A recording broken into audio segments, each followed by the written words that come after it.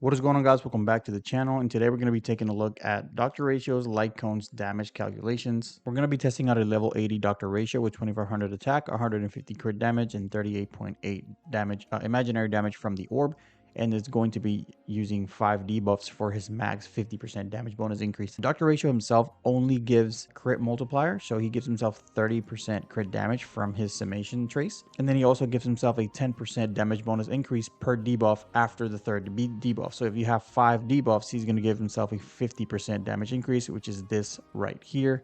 Gives us from 38.8 to 158.8 because of the damage bonus calculation. So defense multiplier is going to be the same. We're going to be bullying the level 95 True Sting, which is MOC 12 enemy. The only relevant stats here is the 0% resistance to imaginary and the defense multiplier, which I calculated beforehand. Resistance and broken multiplier, it's just straight up, nothing crazy there. All right, the first thing I'm going to explain is the total damage is a summation of the skill, the ultimate, and the follow-up attacks proccing twice. So the follow-up attack, since the ultimate gives you 2 guaranteed follow-up attack, I calculated the follow-up attack damage twice, which as you can see in the little note, it says skill plus ult plus follow-up attack times 2. This is how we get this damage right here. And with no light cone whatsoever, not taking into consideration any set bonuses, any planar sets, any supports, his damage is still in at 33k, which is pretty low on the full damage rotation calculations. But again, this is pretty much naked Dr. Ratio. The first light cone we're going to be testing is the S5 Fall of an Eon, which gives you up to a 32% crit rate and a conditional 40% attack bonus. So to calculate this, we're just going to take the stat multiplier here and then multiply it by 1.4, which is a 40% damage bonus. And here we get that it goes up to 46,305, which we can put right there. Boom, Fall of an Eon. And then we're going to put 46,305.18, right? And that'll give us that it's a flat 40% damage increase just by adding on the light cone, which it looks kind of like, it looks like this gives us 40% attack and this gives us 40% damage increase. It doesn't work like that. It just happened to work like that in this scenario. All right, the next light cone we're going to test is Swordplay, which can give us a max damage bonus of 90% attacking the same enemy multiple times. Or when you attack it 5 times, it gives you a 16 every time you attack it. So a total of 90% damage bonus. So to do that, we first have to get rid of our old Fall of an Eon, and then we have to add the damage bonus here. So all damage bonus, we do 90%.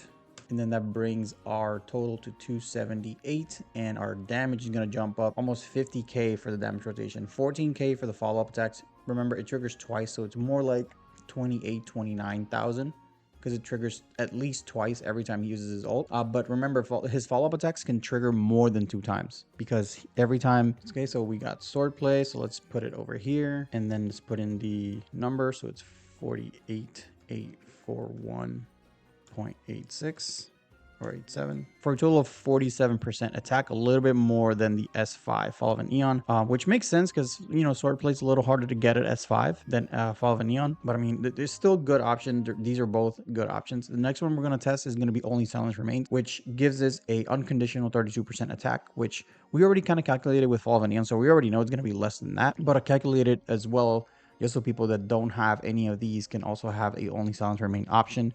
So for that, we're just going to have to multiply this by 1.32, and then we just remove the 90% damage bonus for a total of a 32% damage increase when you do an Only Silence Remain at S5.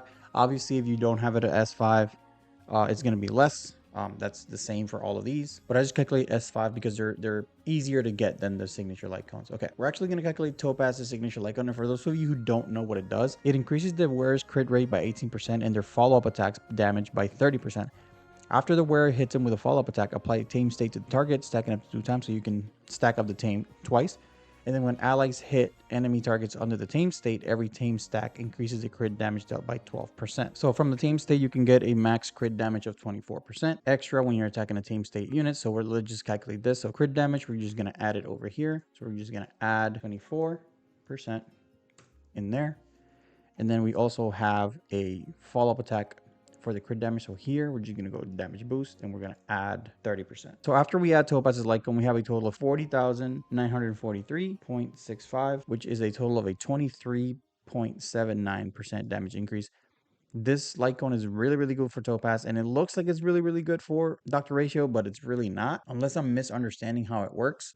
It's really good because it gives you crit rate, but Fall of a Neon also gives you crit rate, and it gives you a little bit more direct damage to Dr. Ratio. So, I mean, if you have Topaz's light cone, odds are you also have Topaz. So just use it on Topaz, and S1 Topaz will benefit Dr. Ratio quite a lot, okay? Okay, now we're going to calculate his signature light cone. What it does is it increases the wearer's crit damage by 20%. For every debuff on the enemy target, the wearer's crit damage dealt against this target increased by 8%, stacking up to 3 times. It gives you 20% crit damage plus an extra 24% crit damage, and that's where the 44% crit damage comes from.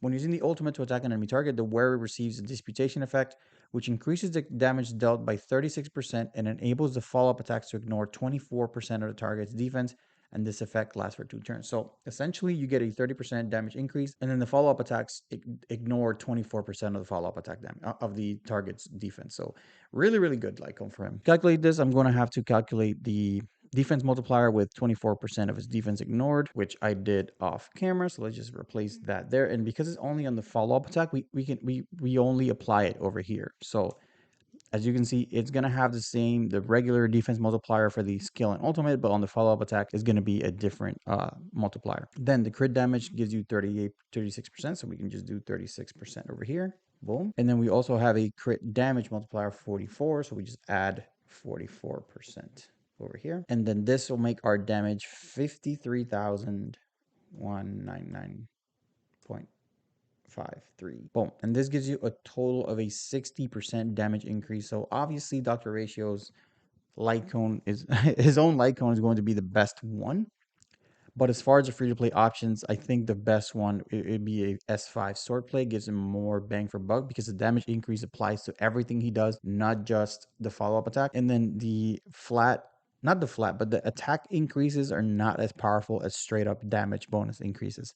So this makes a lot of sense to me. And even though it's not by a lot, like the Fall of an Eon and the swordplay is like 7%, it'll stack up throughout a match or throughout a fight. It'll stack up. So this is pretty much a graphical representation of what we just did. So Topaz's signature light cone only gives him a little bit over 20%. These three are not even they're close enough, but they're not as close as you might think. Swordplay S5 ends up being a lot better than Fall of an Eon and Only Silence Remains. The only good part about Silence Remains and Fall of an Eon is that they give you crit rate, which if you're having issues building crit rate, you might as well run Fall of an Eon if you have it, or Silence Remains if you have it, because they both give you a good amount of crit rate that'll end up being more damage. So I'm assuming that I'm critting 100% of the time here, but that's not the case with everybody. So maybe for you, if you have a low crit rate, maybe for you, Fall of an Eon or Only Silence Remains may be better to get you over the crit rate hunch. If you don't have issues critting, then Swordplay is going to be better for you. And then finally, if you're able to get Dr. Ratio's light cone, which I don't know, I encourage people to do because we got them for free. So let's just try and pay it back. Pay it forward to Hoyoverse. Yeah, that's gonna be the end of the video, guys. Let me know what you guys think in the comment section below. Let me know if there's another light cone that you want me to cover, and I'll just send you the calculation straight in the comment section, or I'll put it in the description. So happy New Year's, guys, and until next time, see ya.